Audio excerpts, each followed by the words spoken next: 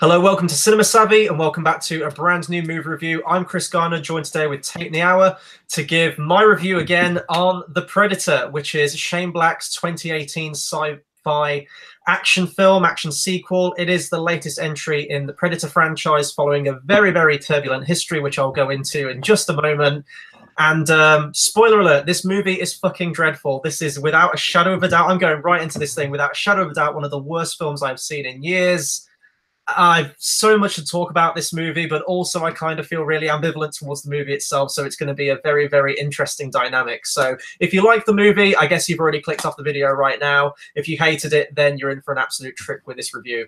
How are you today, Tate? I'm guessing you're very good because you didn't have to see this movie today. Oh, I am very good, and I can't wait to get into this review, especially with your thoughts on the turbulent past of the Predators franchise. For me personally, the first film is one of the greats in action and tension and horror. Still great.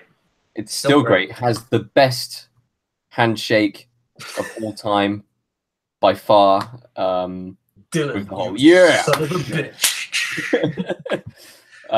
The second film, I've seen it twice now. It's not that good. I'd happily admit that. But I wouldn't say it was awful. I think it's one of those kind of very mediocre, very boring films from my recollection. Mm-hmm. The third film, Predators, I didn't mind it. I actually quite liked it in some parts. I think it almost tried to reinvent itself, and it would have been great if it fully achieved on that. But I think as far as the storytelling purpose was concerned, it engaged me from start to finish. Mm-hmm. And I didn't kind of like finish watching the film with a sense of, oh, well, that was shit, or, oh, well, that was mediocre. I was like, oh, no, it's actually quite good. Mm-hmm. So what were you saying about turbulent past with the Predator franchise, Chris? Okay, so we disagree on a few of those movies, but however, the first Predator movie is without a doubt one of my favorite movies from the 80s. It's one of the best action movies. It's directed by John McTiernan, the guy who directed fucking Die Hard and Last Action Hero, two of my other favorite movies of like that action genre as well. It's a classic, and you know, you look back at some 80s movies, and of course, like, I unapologetically love pretty much every 80s movie that came out that decade, but you know, I will admit that some of those 80s movies by today's standards have dated quite considerably. I think Predator's one of those rare examples of a movie from the 80s where it actually still holds up today. Nothing about it, apart from like obviously like the testosterone, masculine, like, yeah, America kind of thing. Other than that, like, I think that movie is still very watchable today as an action movie. I think it holds up perfectly well. I'd say that's probably because with a lot of 80s movies, they unapologetically make sure that you know it's in the 80s. Yeah. So they'll have some vaporwave aesthetic in there. They'll have something in there, just kind of a song or something like that, which makes you, oh yeah, it's the 80s. Yeah. With the original Predator movie, it was set in a jungle, so it was very difficult to actually have key points that you can remember about, or points that would stick out from the story that would immediately tie it down to a decade. Mm-hmm. I think the only thing that really ties it down to that decade in itself is, I'd say, the style and looks of the characters. The one-liners as well, and yeah, that's very archetypal. You pull that aside, like, and you could easily stick that in any decade at all. Yeah. I think it'd still make a hit now if you released that movie. If it was like a brand new movie coming out, I think it would still do very well. Predator 2, I don't feel like I can give it like a fair review on it. I've seen it once, and this is going back absolutely years. As a kid, I was a huge fan of the first Predator movie, Arnold Schwarzenegger, again, like having seen Terminator 2 and things like that. I absolutely loved Arnold.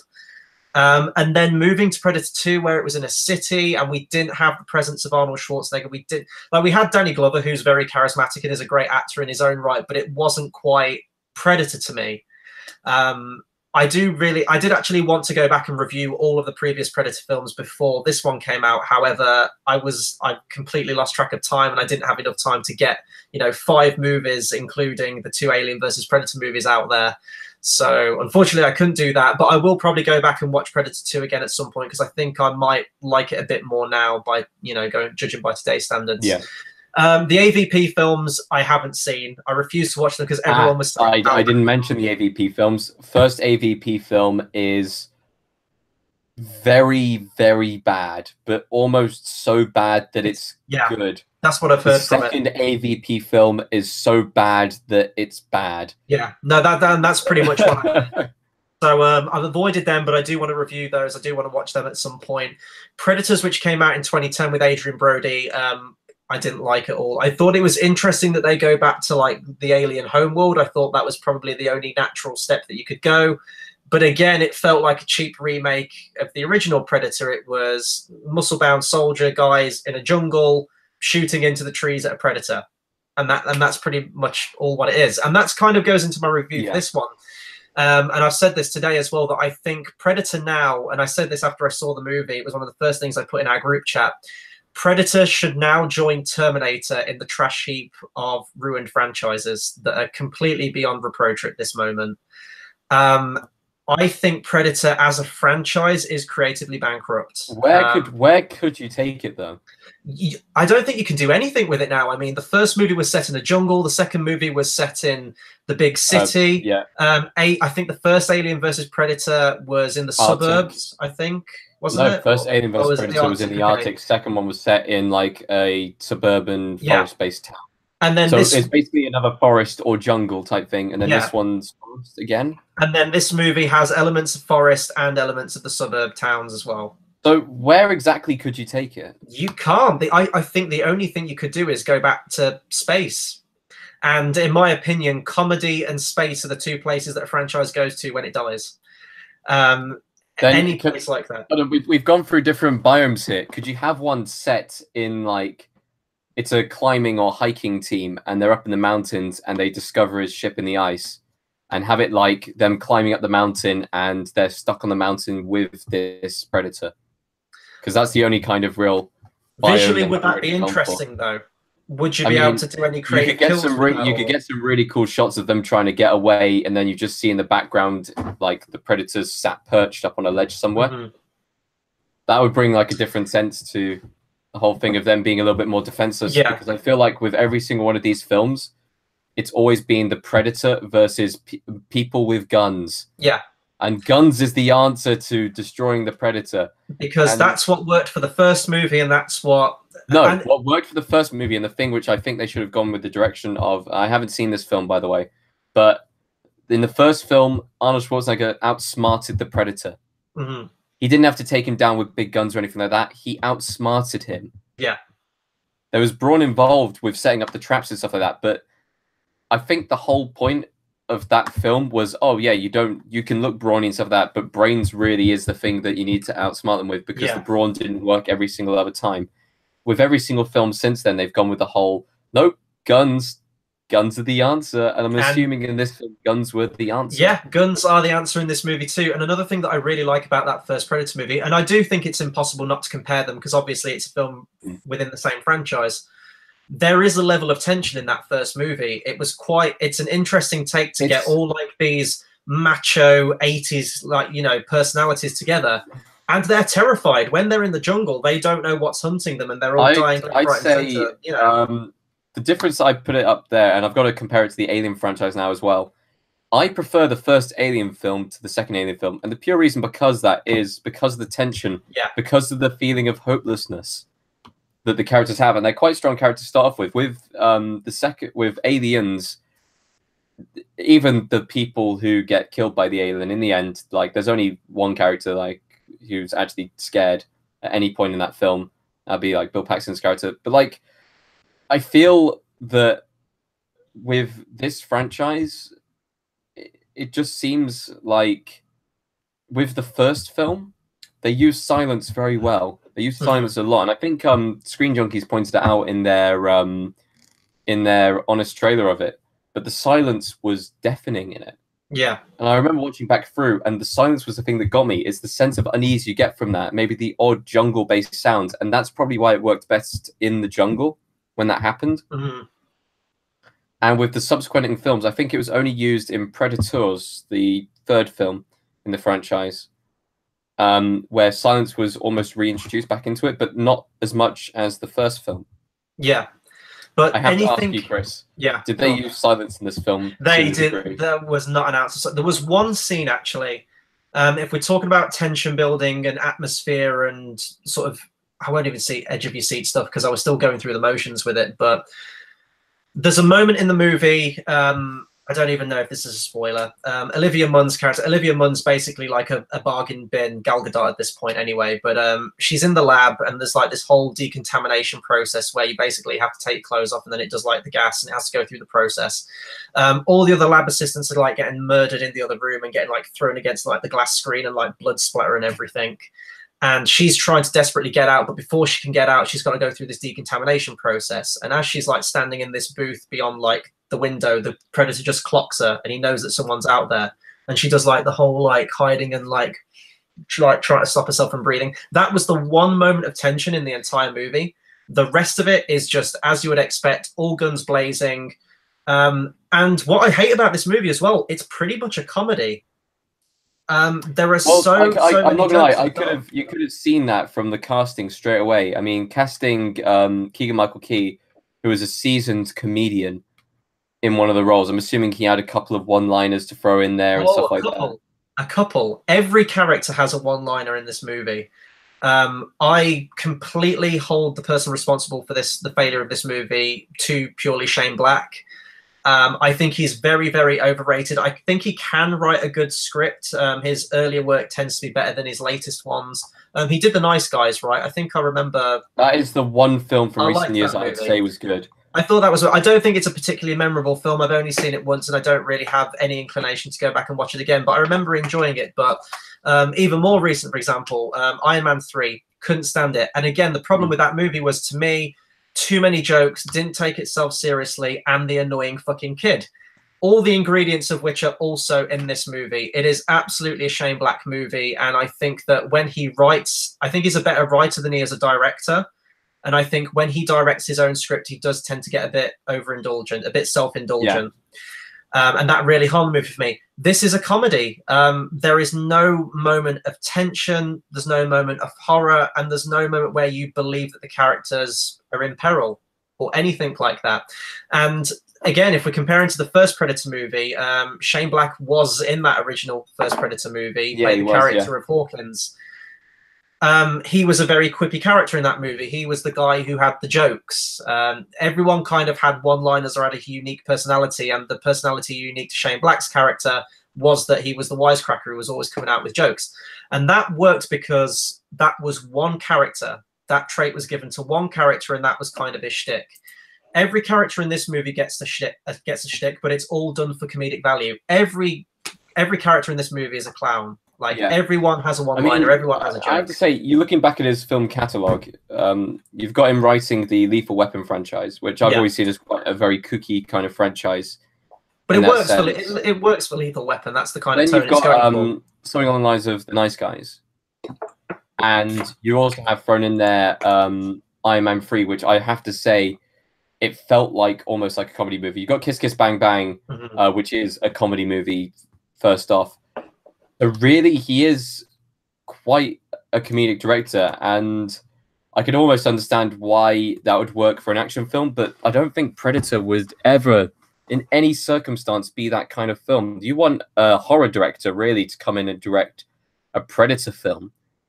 Don't get me wrong, like, the first Predator movie does have some funny moments, like when it squares up to Arnold Schwarzenegger at the end, he's like, "You're one ugly motherfucker." Like, you get lines like that are funny, but... That's funny, but at the same time, that's almost how someone would react to that. Yeah. Like, that's funny because it's a real-life reaction to something that could happen. That isn't funny because they're comedians on board as a comedic writer. That's purely down to the studio then, or whoever. No, it's the director. It's entirely down to the director. I honestly think if you got the original director back, Predator, I think he could have done a much better job with this. I think he could have reined back in the script a little bit. But the film itself just feels really disjointed, and because of all the comedic elements to it, you don't get attached to any of the moments. There's no moments in this film where there's any sense of dread, where you're fearful for the characters that they might not make it out of it. And I think it is definitely a tonal clash. But then again, I don't know if this movie was intended to be a comedy. I mean, if it was intended to be a comedy, like, you don't laugh in the context of a comedy, so it fails in that respect. And also, if it wasn't trying to be a comedy, if it was trying to be like a serious action blockbuster kind of movie with the Predator in it, but having like jokey quips, then it completely derailed the tone of the movie for me. So it failed in both respects. Also, the actual, and I did have a problem with this when I first saw the trailers for this film. I'm going to say that I did reactions to all the trailers that came out, or most of them, I think. And I did have a doubt with every trailer that came out, most notably Jacob Tremblay's character. And I think this was in the first trailer that came out for it. There's a shot of him in the trailer where he's like playing with this alien ship or this alien gauntlet, and then it cuts to the actual real life Predator ship crash landing. And there are so many elements of this movie. The movie feels very disjointed. It almost feels like a whole hodgepodge of different movie ideas kind of thrown into one. It doesn't really feel cohesive. But there are a lot of moments in this movie where it almost feels like The Predator directed by Steven Spielberg, in that you do have that, you know, like the kid in there, and it's very whimsical, and it's like the kid finding alien technology. There's a scene where they go trick-or-treating, for God's sake. It's almost exactly like E.T., and he's like wearing the Predator mask as he goes trick-or-treating. There's lots of moments like that where I could see this in like a Steven Spielberg movie. If he did like a sort of like Predator-like villainous alien crash lands, and the kid make friends with him in the end? Do they hold hands whilst they go off into the sunset? They don't make friends in a way, but okay. Does the Predator try and kill Jacob Tremblay's character? No, he doesn't try. I guess we're going into spoilers now. I guess I should have done this at the start, but the IMD plot for this thing, sit back and enjoy. When a young boy accidentally triggers the universe's most lethal hunters return to Earth, only a ragtag crew of ex-soldiers and a disgruntled science teacher can prevent the end of the human race. Ruh-roh, disgruntled science teacher. We really need a different word for ragtag. I'm sick to death of using the word ragtag team of insert name here. Suicide Squad, fucking Guardians of the Galaxy, like my God, anything. Please tell me at some point in this film they didn't go, what are we, some kind of Predator squad? No. Oh, but there is a line. They fucking get to the chopper in there. Oh, by God, do they get it? And it's so tired, and I just like ordered the ground. I was ready to walk out. Sidetracking before we do go into some spoilers, can we just point out the fact they had an actual Predator on set? Oh, wait. Oh, yes. Right. Yes. We need to talk about that. I'm glad you brought that up. So for anyone who doesn't know, and I don't know all the information, I don't know the name of the guy involved. Apparently, was he a sex offender, I think? He is on the sex offenders register. Yeah. He had a role in the movie. Now, I don't know how extensive this role was in the film. It might have been like a little cameo or something, but apparently he was good friends with Shane Black, the director. I don't know if this is the actual story, but I will check it out first. But I'd heard he was literally just a cameo character in the background. He probably was. He probably just happened to be on set. So I'm just going to look. He's good friends with Shane Black, and apparently Shane Black has used him in a number of his films beforehand. Apparently Shane Black knew about his past. He knew that he was a sex offender, and he put him in a scene with Olivia Munn, I think, right? And she got very uncomfortable.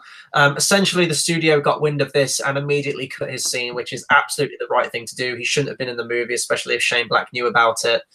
But I don't think many people know about that, so I don't think it's going to do any lasting harm on the movie in terms of the money it makes. I think it's just not going to make enough money purely because it's a shit movie. So I don't know if you've got the story up. So apparently in the scene that he was in, he wasn't working around any children or anything like that, because that was the main concern. Yeah. Even though I don't know why he was on the sex offenders register, but if you're on any form of sex offenders register, you're not allowed near any kids for any reason. Absolutely. But apparently he was just a cameo in the background, didn't even have to say a line, so nothing would have had to be cut. They literally just, It was absolutely the right decision to cut him out, but I think they did say they cut him out of a scene, but I don't know what that scene would have been. What was I even saying about this movie? I can't even remember. The plot for this film is so awful. So I guess I'll go into spoilers for the actual plot and what like really just annoyed me. I'll give a couple of things that I did enjoy. This movie is violent as all hell. There is so much blood, decapitations, limbs ripping off. That's kind of what you want from a Predator movie. So, and it's only a 15 as well. Well, I guess that's rated R in the US, but for us in the UK, it's rated 15. And I'm just amazed at how much violence they can get away with now in a movie like that. Like back in the day, this would be an 18 purely for the violence alone. We're getting this at a 15 now. That's absolutely great in terms of me. I used to watch stuff that was like way older than what I was at the time, and you know, I turned out fine. So that was great. I liked seeing the violent Predator movie. A Predator film absolutely has to be violent. I can't stand like this Predators, which I think was a 12A. I'm not sure what the AVP films are, if they're violent or not. And the music. So the guy who did the music for this film was Henry Jackman. But he reuses a lot and sort of captures the sound of the original Alan Silvestri score. The main theme, like the that plays like all the way through the movie pretty much, to the point where you listen to it and you think like, why couldn't Silvestri have just scored this movie? I don't know if he was busy with Avengers Infinity War, if it was around the same time that, you know, I think he would have had enough time to score both. I know some composers only have a matter of weeks. Yeah, if he was focused a bit more on Infinity War and put all of his heart and effort into it. And then he wants a break afterwards. That's fair enough. It was just strange, like, because in terms of like the actual orchestration, like the sound of it, it sounds exactly like a Silvestri score. Chris, just to clarify, he did have a minor role. He was also had a minor role in The Nice Guys and Iron Man 3. However, he was on the sex offenders register for trying to lure a 14-year-old girl through an online encounter. So that's fair enough reason to get him kicked off the set. Oh God, absolutely, yeah. To be registered under any reason would be reason enough. And the fact that Black knew about that, allegedly, like... Well, no. Black knew that he was convicted, and he was a friend beforehand, and he was a friend afterwards, because obviously he was cast in Iron Man 3 afterwards. He was also cast in The Nice Guys afterwards, in minor kind of cameo roles. Shane Black's initial kind of thought process, because people had questioned him on that in previous films as well, and he said, look, he's my friend beforehand. I know what he did was wrong, but he had served his time. But in this situation, he didn't defend the person who he brought on set. Yeah.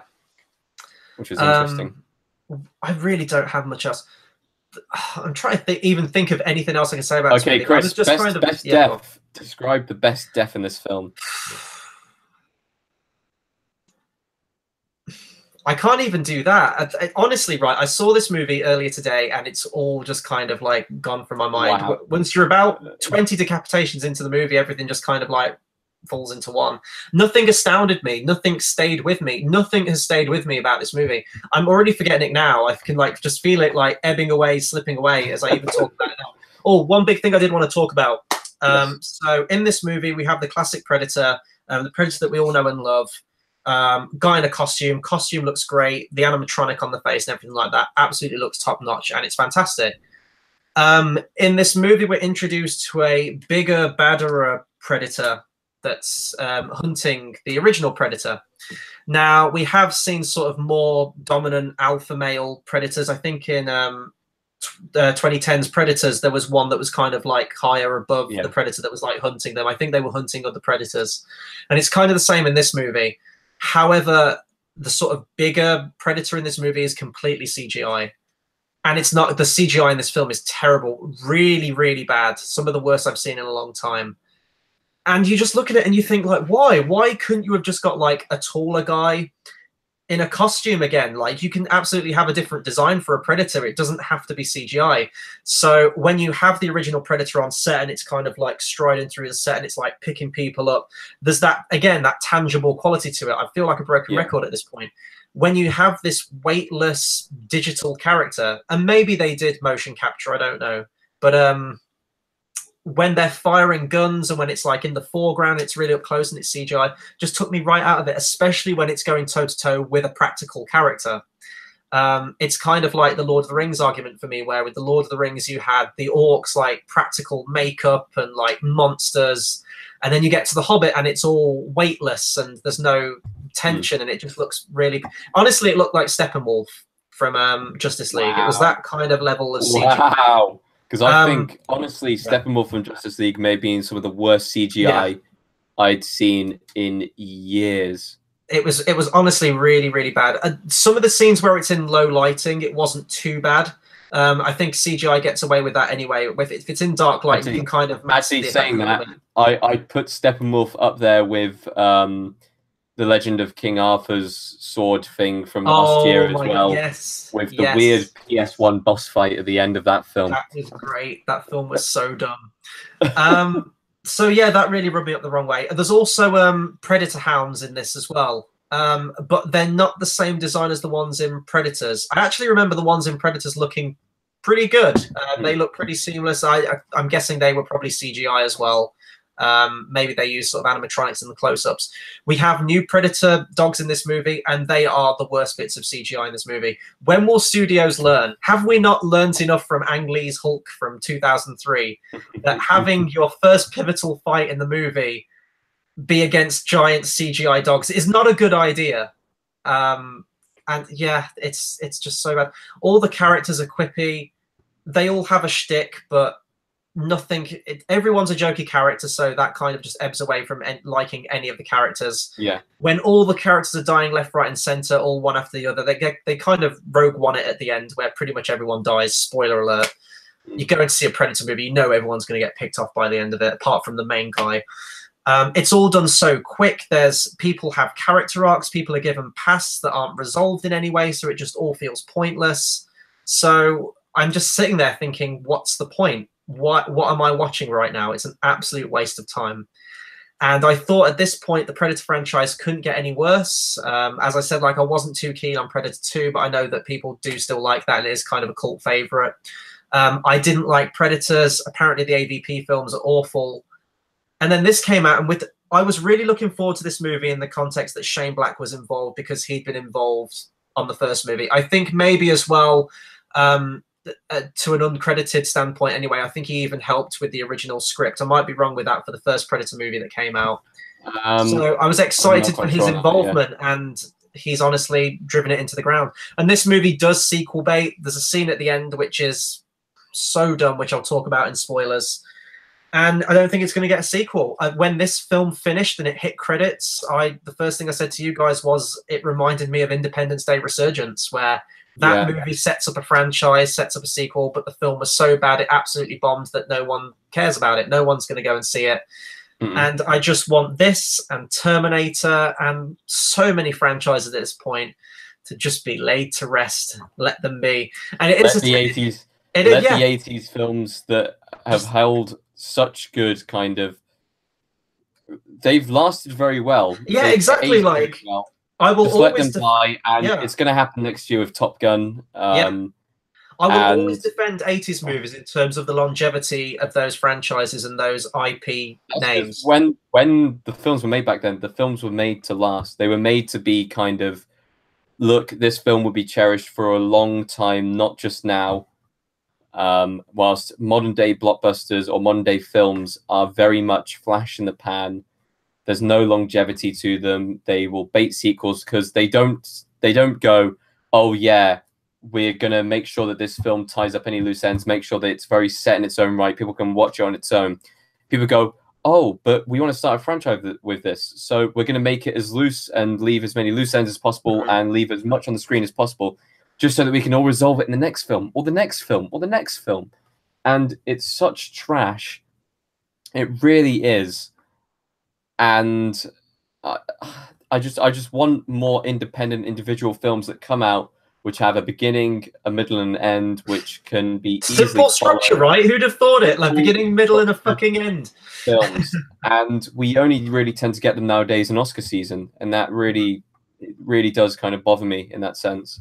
And simplicity as well. When I look back to that first Predator movie, what is the climax of that movie? It's Arnold Schwarzenegger toe-to-toe with a Predator. That is it. There's nothing flashy about it. It's just him versus, it's the final climax, the final fight between those two. And that's all you need. And that is a satisfying conclusion to that movie. We get to this one, and there's giant CGI spaceship chases and someone clinging onto a spaceship, and it's like crashing into the jungle, and we're fighting a predator, and we're shooting it, we're exploding it, and there's like CG. It's just, you don't need it. You really don't. And I'm sick to, honestly, and this isn't me leaving the channel or anything, I am becoming very tired of movies now. 2018 has been a record low for movies for me, certainly for this year. There's only been about 2 or 3 I think I've really truly came out of the cinema going, you know what, I enjoyed that movie. Okay, for me so far, I look at this year, films which have been, I'd say anything above 50%. So anything below is awful. I'd say Mamma Mia, Here We Go Again had some fun moments. Black Klansman was very good. That's great. That was one of my favorites. I'd say Incredibles 2 was very average. Hated it. Maybe only just got above. Infinity War, of course, is probably still my favorite film of the year so far. I'm looking through these now. I'm not really seeing much. Definitely not Jurassic World. That was awful. So I mean, you had Solo, you had Jurassic World. Oh my Deadpool God, 2 was fun, but I did watch it a second time, and like the first Deadpool, the impact of it kind of does, ebb away a little bit. Was yeah, that was out this year. Black Panther. I didn't like Black Panther. I really didn't. Oh, there you go. I know the rest of the universe loves that movie. I really didn't care for it. I thought it was a very, very average you movie. liked Mission Impossible Fallout. Yeah, there you go. They're the three. They're the three. Infinity War, Fallout, and wow, I'm looking through right now. Now, there's a decent amount of films which I did not get on with. Honestly, it's been a really, really bad year. But I'm tired of. Sicario was okay. Yeah, I completely forgotten I'd even been to see that until you just. Ready Player One was okay. It's just okay. I'm sick of coming out of a movie and just going, that was okay. I'm tired of it now. Like, I like to come out of a movie and go, of course I want to see a good movie. But so many I forget about instantly. I watch them once and it's like I have no inclination to ever watch them again. I'm tired of this clean, digitally filmed CGI nonsense that I keep saying. And people are going to say, well, that's Infinity War. But Infinity War had, a lot of character. It was the culmination of years and years of also did a very good job to containing its story to one film. As I have friends who had absolutely no idea about any of the Marvel characters, but suddenly liked the film. Like, they watched Infinity War because everyone went to go see Infinity War. They enjoyed it because they were actually able to understand it even after not seeing any previous films beforehand. Which is great. This is definitely going to, when we come to do our top 5 or top 10, whatever it is, worst movies of the year, this is absolutely going to be high up on my list. I wasn't even necessarily looking forward to this movie because, to me, there hasn't been a good Predator film since '87, since the original. But I guess it was that, Shane Black's involved. Maybe it'll be good, and it's awful. I feel like I've genuinely wasted about 2 hours of my life today on seeing this movie. I didn't have high hopes for it, and that was honestly one of the reasons why I didn't see it yesterday. I was originally going to see it yesterday, and I just couldn't be bothered to travel into town to see it because I knew beforehand how bad it was probably going to be based on reviews and everything like that. And guess what? It was. So that'll do it for my spoiler-free review on The Predator. I'm going to go into spoilers now a little bit. Don't really have much to talk about that I haven't said already. Nothing about this plot makes any sense at all in any way, shape, or form. So about a quarter of the way into the movie, Olivia Munn, who's like this scientist, like she takes samples from things and like studies DNA and all that stuff. She's brought onto the team, and they're studying the Predator, and she poses a hypothesis that she thinks that the Predator is trying to take humans in order to sample their DNA, in order to assimilate our DNA, because it's traveling from planet to planet and it's sort of like capturing all the prime predators from every colony, essentially. And then it comes to Earth to take humans. And because global warming is imminent, which will kill everyone on the planet, the predators see it fit now to try and get as many humans as possible before the Earth is doomed and all humans are wiped out through global warming and climate change. So that's why it's taking humans now. Oh, the Predator films never needed to have a message behind them. Yeah. Oh. And also, Jacob Tremblay in this movie. Now, I'm going to put this right off the bat. I don't mean to offend anyone of this. I don't know if enough claims have been substantiated enough at this point to warrant this hypothesis. But Jacob Tremblay's character in the film has Asperger's, or Asperger's, I think some people in America call it. I don't understand why. But anyway, so he has that. And the reason the Predator wants to capture him, so there's a line earlier in the movie where Olivia Munn says, well, maybe Asperger's is the next level of human evolution, sorry. And that is the reason, because he's the one who's kidnapped at the end by the Predator. The Predator takes him, obviously, like the dad, the main character, goes after him. But the reason that it takes the kid is because he knows that the kid has Asperger's, and that apparently is the next key in human evolution, and therefore the Predator wants to sample that part of his DNA. I'm going to let that hang for a while. Now, as I said, I don't want to offend anyone. If anyone's watching this that has Asperger's, I'm going to go ahead and say that is terrible writing. I think that's abysmal writing. But that's god awful. Yeah, and I honestly, in that sense, I don't have anything to say about that. It speaks for itself. It fucking speaks for itself. There is nothing more to say after that. That is essentially the plot of this movie. It feels very, very disjointed as a film. You've got the main character. Let me get the actor's name up.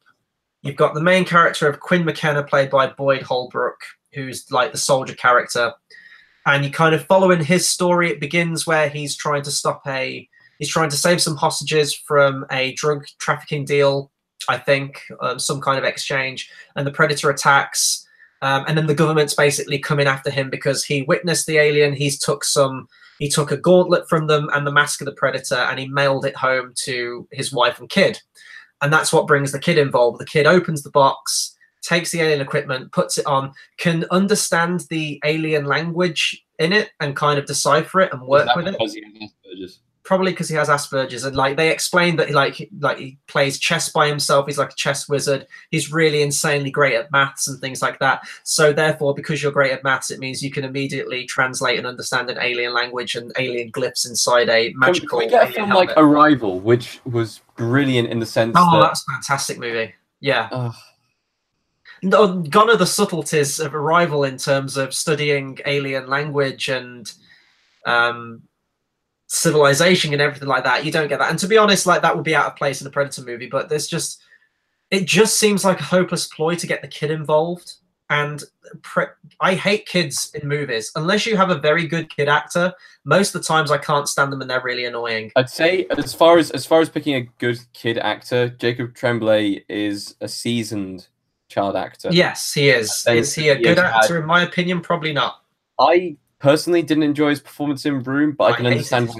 I can understand why people would have liked it. Yeah. Like that was just my personal preference. That I thought he was a little bit too whiny and stuff like that. And maybe it was the whole point of the character was you're not exactly meant to get on with the character. You're just meant to understand the situation. But as far as acting is concerned, he is aware of the business. He's aware of kind of the character roles, and I'm sure that he could get into a character properly. But I'm pretty sure as soon as I saw the cast of this film, I was pretty much out. I didn't want anything to do with it. You tempted me by saying, I'm going to go watch it today. I thought, do I want to go see it? You betrayed me. You said you were going to share in the pain of this movie. I did not, Chris. I really did not. Honestly, this movie finished, and had I had credit on my phone, I would probably have called you up and done an event. Was there anyone else in the cinema with you? One person showed up, so if you follow us on Twitter or Facebook or anything like that, the links are in the description down below, by the way. I posted, when I go to the cinema now, I tend to always post a picture or something related to my, my cinema going experience. And when I got there, it was dead. I was the only person in that cinema. I sat at the back. I took a picture of the whole spread of the chairs. No one was there. Just as the movie was about to start, one person walked in.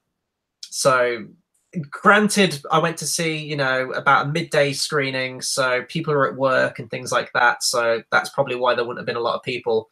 But I don't think many people are going to see this movie. It was in Screen 3, which is one of the smallest screens in the entire cinema, really pushed off to the side. Screen 5 is usually the one reserved for like the big movies that come out.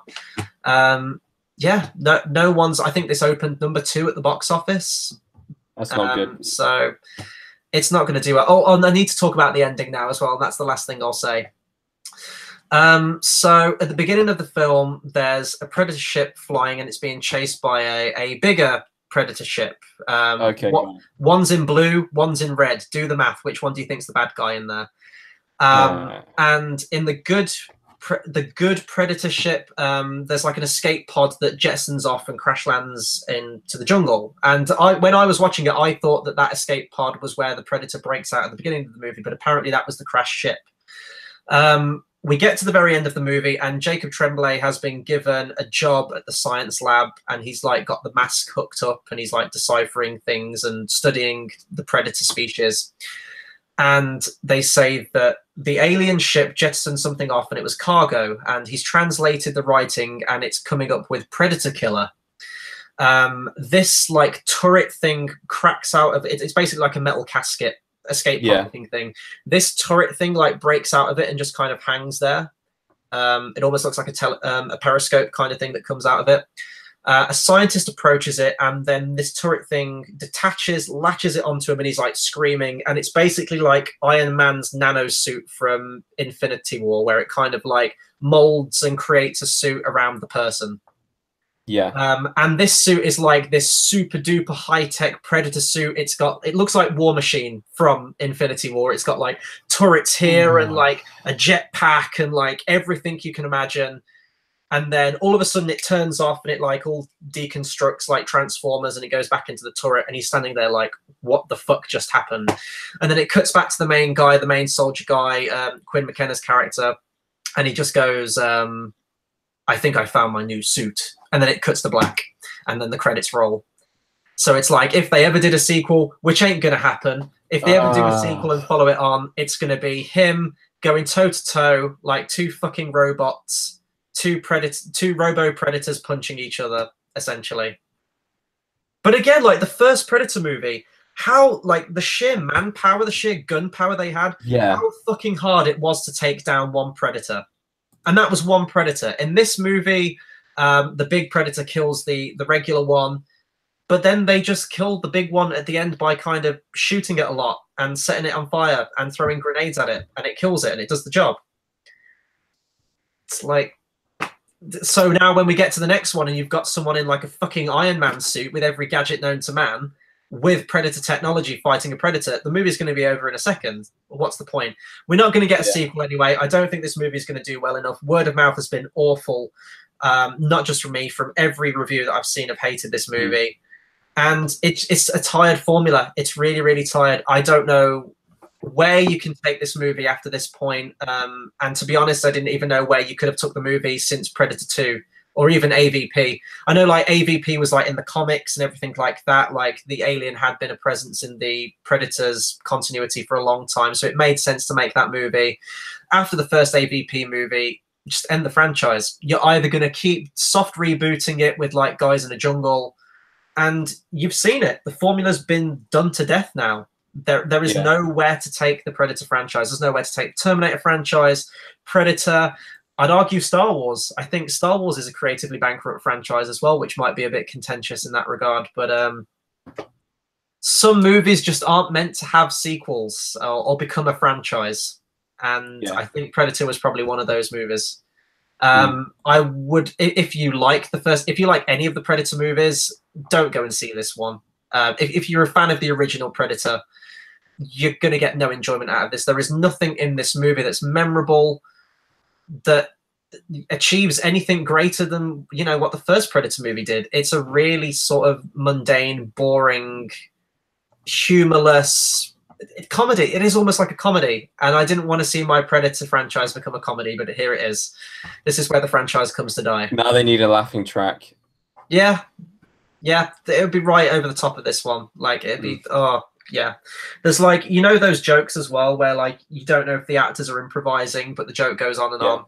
There's a whole joke about like eating pussy that goes on. There's a character who's got Tourette's, and he's speaking to Olivia Munn's character, and he's just like, "Hi, nice to meet you. Eat your pussy." And she's like, "What did you just say?" And they just can't go back and forth. She's like, "You just said you wanted to eat my pussy," and he's like, "No, I didn't. I said like, I don't even know. It's fucking terrible. I'm done talking. You've actually made me like. I was gonna watch it probably for jokes and possibly to put on my worst films of the year list. I'm probably just gonna avoid it altogether. Avoid it. I really need the next good movie. I need a good movie. I am looking forward to A Star Is Born, actually. Hey, Chris, I haven't seen any trailers for it. First Man's out soon. First Man's out soon. We've got Johnny English, not Reborn. That was the second one. What's this new one called? Johnny English Returns. That's it. Johnny English Returns. Might be all right. Probably not. A Star Is Born, I'm very much looking forward to. That's got mad Oscar hype at the moment. So that's Bradley Cooper's directorial debut. Lady Gaga's in there. I'll go and see that. We're getting more, hopefully, now into the Oscar picks as we get towards the end of the year. So hopefully we get some good movies this year as well. So that'll do it for my review on The Predator. Thank you, Tate, for helping me contain my thoughts and sort of channel my rage, because boy, I needed it after this movie. Yes, so be sure to comment, subscribe, let us know what you thought of this movie. Did you like it? Didn't you like it? What do you think of the current state of the Predator franchise? Which is your favorite Predator movie? I expect a lot of people are going to say the first one. Anything Predator related, please do let us know. In terms of what's coming up at next, I don't think we have a big movie at all coming out next week. I know we're deciding whether we might be doing a BoJack Horseman season 5 review, if I can manage to get the entire season watched before next weekend. We'll have Film Club as well, and then, as we said, we'll be getting into these bigger films now as we move towards Oscar season. So if you're a fan of movies, if you've just discovered us through this video, do hit the subscribe button, hit the bell icon as well. We tend to do live streams a lot of the time, and you'll get a notification every time we do that. Yeah, that'll do it from us. Until the next video, we'll see you guys next time. Thanks for watching.